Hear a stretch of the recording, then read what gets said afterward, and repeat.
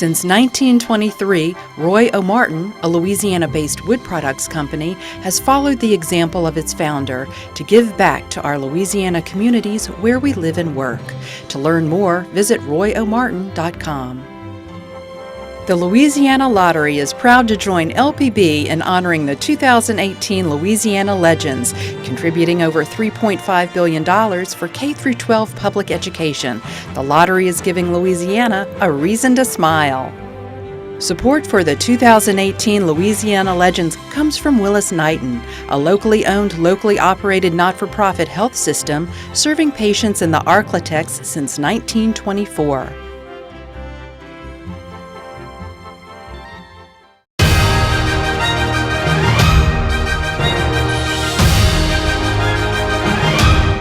It was a match made in heaven.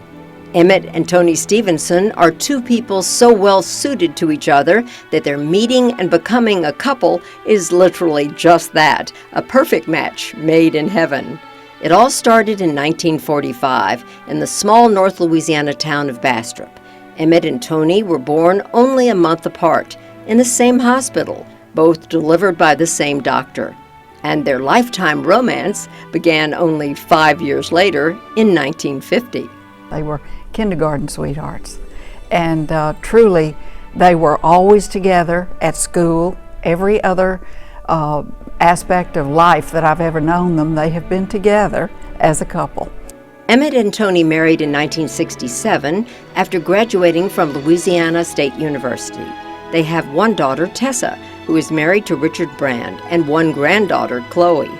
The Stephensons are also both graduates of Harvard Business School, and as equal partners have founded numerous investment and communication companies and prominent internet publishing sites. Toni and Emmet, to me, are the epitome of the American dream. There is definitely something different about the two of them. They've been together now for over 50 years. Every business venture is 50-50. I think the real difference is that they've had fun doing it. Many people are obsessed with business and making money. I think they're obsessed with having fun making business and making money and changing people's lives. Emmet and Toni are a dynamic duo, and their success in business is evident to everyone who knows them or has read about them, and it certainly has made Louisiana proud. But that is matched by their philanthropy and their generosity. Our grandchildren, great-grandchildren, and even great-great-grandchildren will certainly benefit from their legacy and all that they've given back. Both of them talk a lot about what LSU did for them. But in return, they have done a heck of a lot for LSU and for the community. The Stephensons have very graciously and very generously offered a pledge and a donation of $25 million. They've given tremendous support to veterinary medicine here in LSU. They've created the Stephenson Disaster Management Institute, which has closed the gap between practitioners and academics in planning to mitigate disasters. In the College of Business, they've created the Stephenson Entrepreneurship Institute, and hundreds of students have graduated from this college with solid business credentials and entrepreneurship skills that have started their own businesses, created franchise, and really improved the community in which we live. And all of that because of Emmet and Toni Stephenson. Their marvelous gift for the Forever LSU campaign has paved the way for countless people to be blessed in many, many ways. The Stephensons are guided by optimism. They really have a sense that, the day is going to be better tomorrow and the next day. However, in the spring of 2013, that sense of optimism was put to a test when Toni was diagnosed with T-cell lymphoma. The business of battling cancer and getting well became the center of their lives. People, patients of mine, many of them die the day they're diagnosed. Toni just looked forward, and in a very positive way, and she's living every single day in such a beautiful way. Emmet never let up for a moment in being with Toni every minute of this time. He helped with every aspect of her life, of this challenge. That partnership, that strong, family that they have worked just as well in that battle, in that struggle. It wasn't in the area of business, to overcome. It was very personal, and they conquered it. As devoted philanthropists, it wasn't long before the Stephensons and their daughter Tessa pledged $10 million towards the City of Hope, a world leader in cancer treatment, and another $10 million to support the research of Dr. Agus. I'm privileged to work by their side.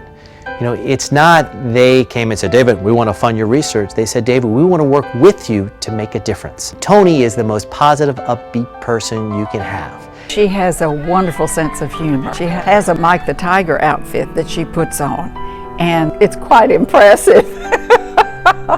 She's wonderful.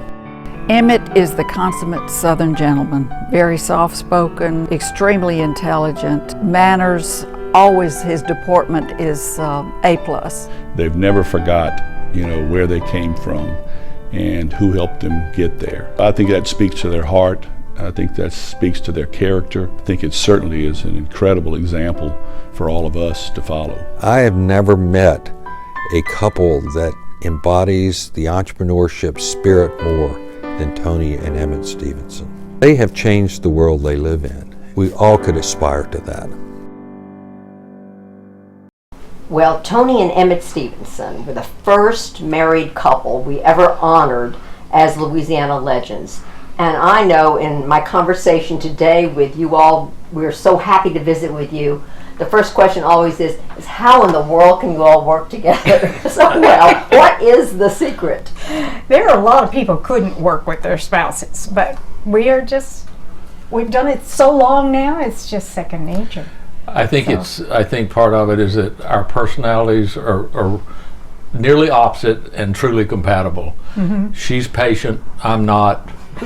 She likes to do things that I don't like to do, and vice versa, and it fits. Yeah. It fits. And you're a detailed, dogged, determined, and you are optimistic. Is that what I heard from others? Yes, optimistic and endlessly patient.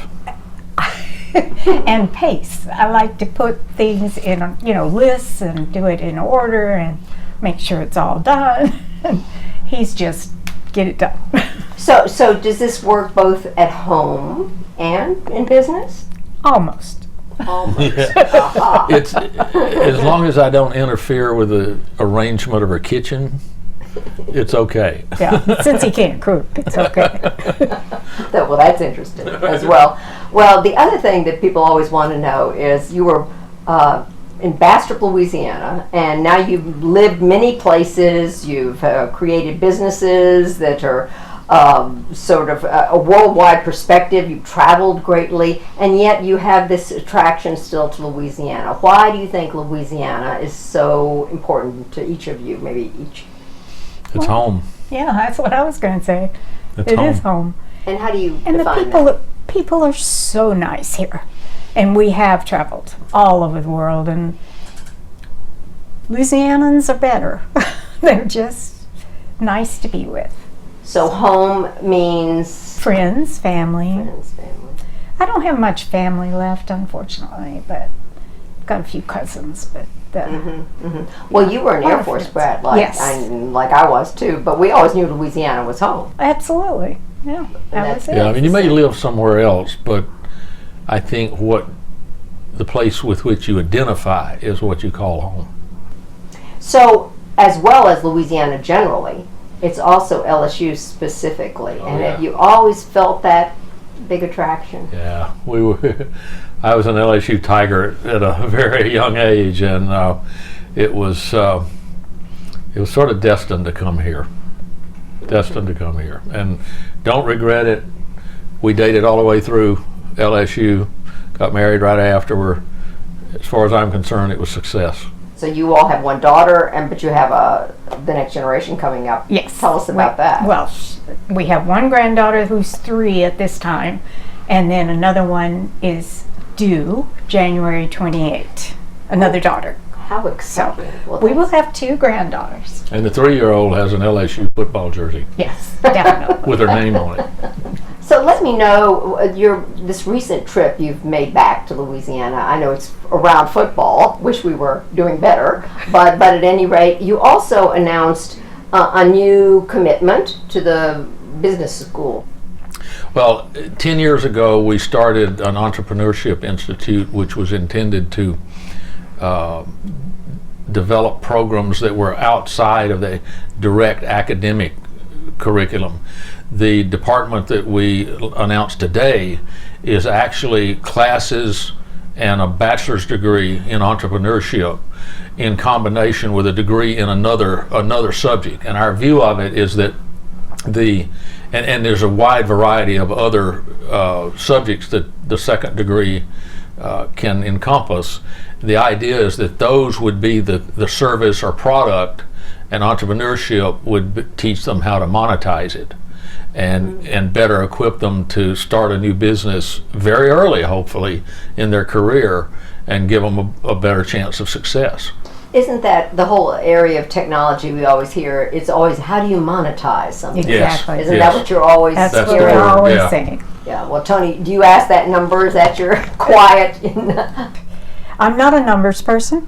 I can account for numbers, but I don't live them the way he does. And it's amazing how he got it. Tell her the story about your dad and your, what did he call it? Rapid calculation. Rapid calculations, Yeah, tell us about yes. that, yeah. When we would go on vacations as children, and I mean, this started at age 5 or 6. We had contests in the car of who could add up the digits on the license plates of the car in front of us the fastest. Wow, we just tried to identify all the states. And whoever had the best eyesight had the best chance, because you could see them farther away. And but my dad was good with numbers too, and my mom wasn't bad. My poor little sister didn't have much of a chance, but she persevered and tried. But we would do that for hours on the highway, and it made us comfortable with numbers, and we think numbers are fun. Well, absolutely. And we talked about women being in math careers or engineering or any of those kind of things. And I think more and more there's a push to say we all need to understand that. I don't think there's any gender favoritism or lack thereof where numbers are concerned. I know a lot of women that are just as good with numbers as any men I know. I mean, it's what they like, really. Well, what you said was very interesting. It was fun for you to do that. Yeah. And what I heard from all the people when we were interviewing them about the two of you was that you had fun doing your business, that you really enjoyed it, that you were always, it was a serious business, but you had fun doing it. Yes. That's true. Toni, is that Oh, yes. fair? I'm the computer programmer and the accountant or bookkeeper for all our companies. And it's fun, Yeah. you know, especially if it succeeds. We don't have any, one or the other of us can cover nearly all the bases. And we don't do all the work, obviously, ourselves, but we can supervise people in each of the functions of a business because one or the other of us knows it well, and we've got it covered, and we know it's covered. Well, so let me ask you, I want to ask you each, what was the biggest aha, I didn't think this would work, and it really did in your business operations, and what was the, whoops, this was a mistake, we shouldn't have gone down that path. We have more of those We segments. have more of the oops. Yeah, I mean, we're quick to try new ideas, and frequently we don't know what we're doing, so those are more likely to fail. If we really get enthralled with it and spend the time learning it, they got a better chance. The ones that we know something about or do our homework before we launch have a pretty good chance of success. We've probably started 20 businesses together in the last 50 years, and I think 12 or 15 of them have been successful. Maybe 6 or 8 have not been. We've never had a bankruptcy. We don't let them go that far, and we pay off our bills if one of them fails. But we don't want other people hurt by our mistakes, and that's why we do that. But it's 2-to-1 in our favor of winners versus losers, and that's not bad in the world of new business. But to be able to look ahead and imagine, envision something is pretty exciting. You told me the tale of like the whole domain name. Oh, yes. That's you a were good on a story. plane. Tell us.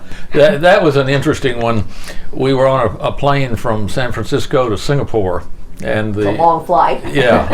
plenty of time to read the magazine, and it had an article about the World Wide Web, and I'd never heard of the World Wide Web. This was in 1993, and it had just begun to develop and become known, and it struck me that it was similar to real estate.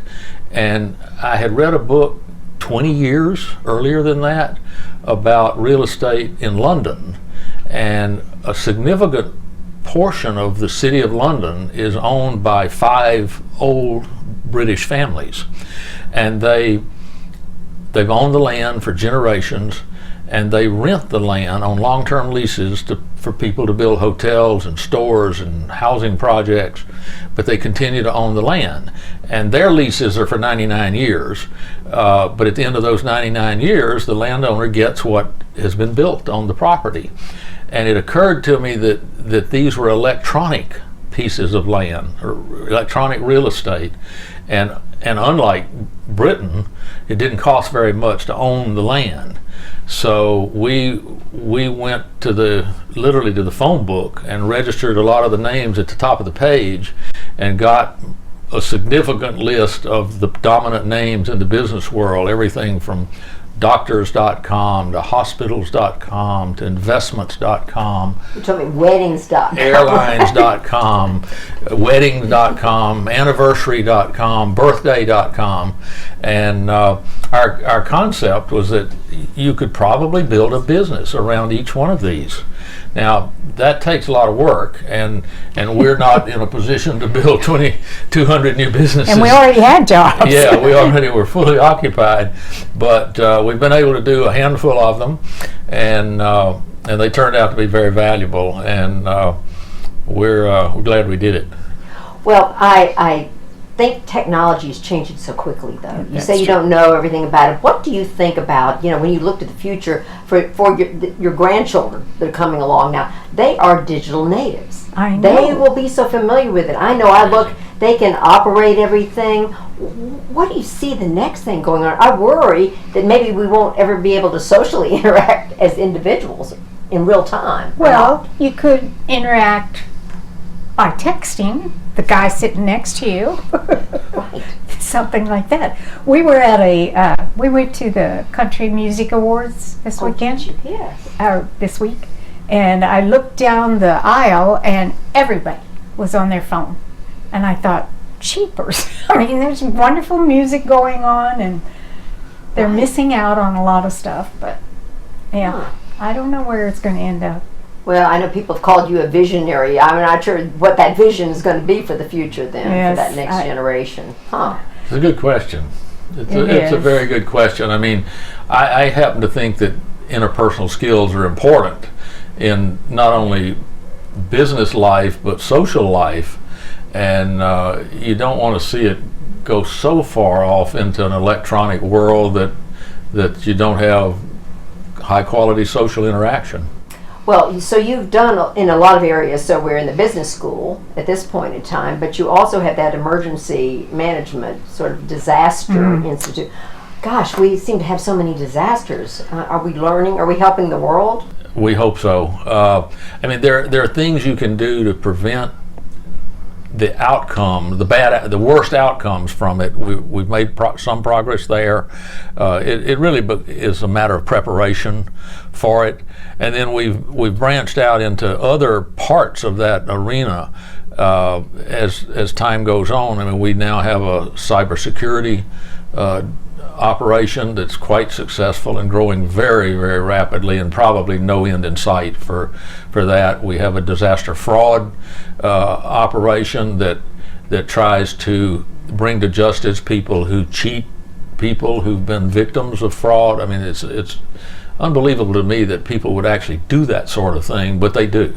And we've got an office here on campus that literally has a representative from the Homeland Security, the Justice Department, the FBI, the state police. I mean, there's about 6 or 8 of these, and they're each there in order to deal with cases that violate the various laws. I mean, there are federal laws, there are state laws, there are regulations of all different kinds, and we're prepared to deal with whatever law they violate and try to put them in jail. And we've put over 90 people in prison that were cheating people in and around disasters. It started with Hurricane Katrina, but there have been others since then, and it's unfortunate that people prey on victims of disasters, but we're going to try to make it risky for them. I know the last time I was with you all, a joyous occasion, but you overcame great health problems. Oh, yes. And are you feeling all right?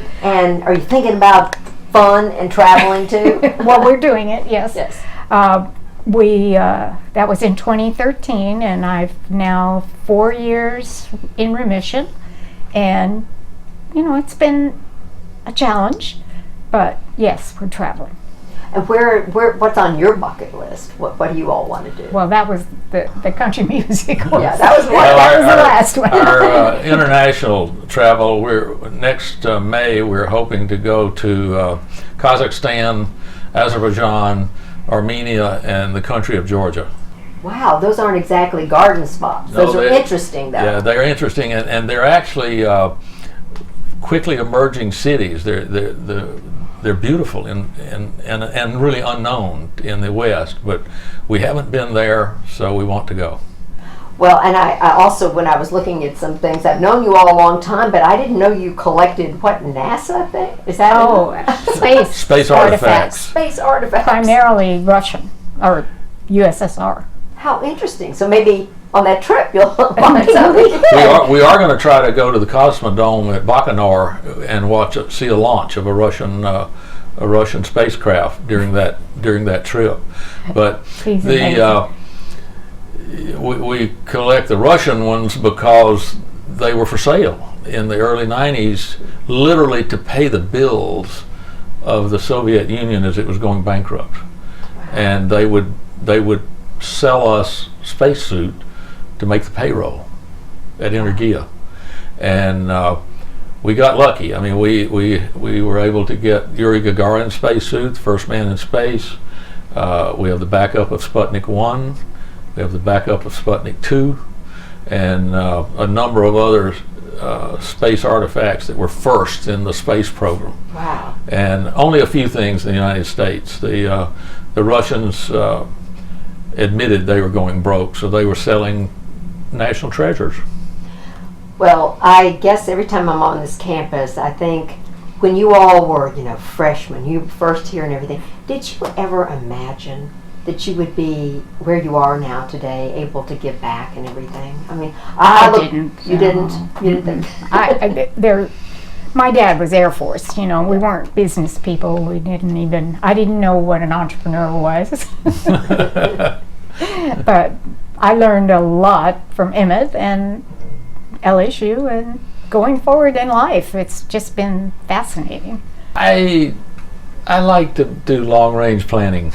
So I did think about things farther out, but we've been lucky. I mean, a lot more fortunate than I think I would have ever predicted. And but it's been fun. I mean, I think in some respects it's a result of a lot of hard work, and I like to work.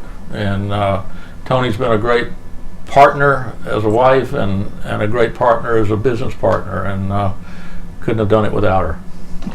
That is a great coda to what we've all been talking about. But I guess I'm going to ask you one other question. When you look at Louisiana and all of the people who are living here right now, and I worry that, we haven't seemed to move into this new world. We're still sort of in the mining materials and all the rich resources that God given to us, oil and gas and all that, and have had trouble moving off of that. Do you see that as well? Yeah, I think that's been true, but it can change.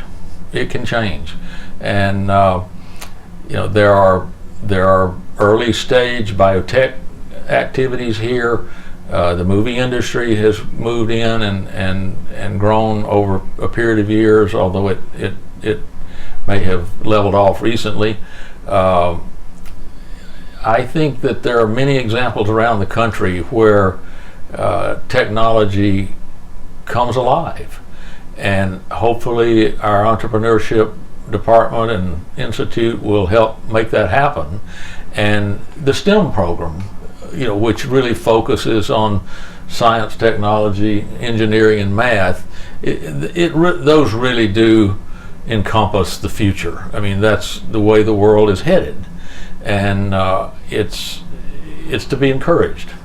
And I think there are new opportunities every day. I mean, it's amazing how many good ideas people have, and if you can foster an environment in which they feel confident enough about their business skills to monetize a new idea, and know enough about running a small business that they can get it going, it can change the whole atmosphere. And I have no reason to believe that Louisiana can't do that too.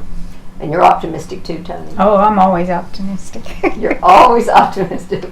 Well, we love visiting with you. We want you to come back as often as possible. And we congratulate you on being Louisiana Legends. And it's our pleasure to have honored you as such. Thank you for talking to us today. We are honored, and we thank you for it. Thank you. And thank you all for joining us. This is Beth Courtney saying good night for Louisiana Public Broadcasting.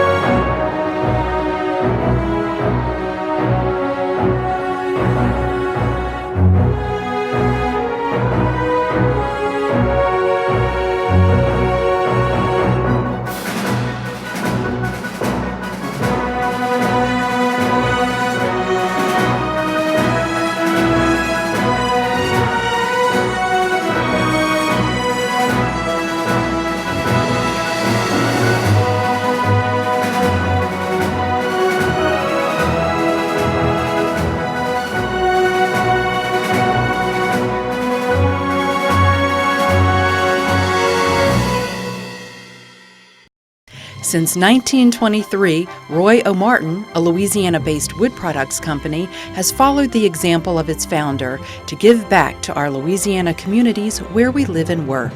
To learn more, visit royomartin.com.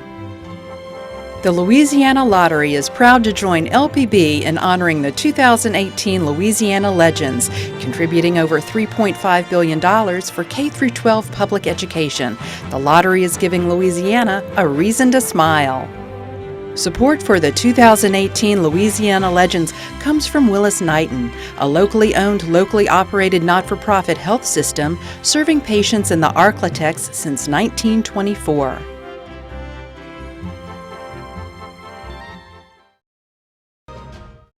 For a copy of this program, call 1-800-973-7246 or go online to www.lpb.org.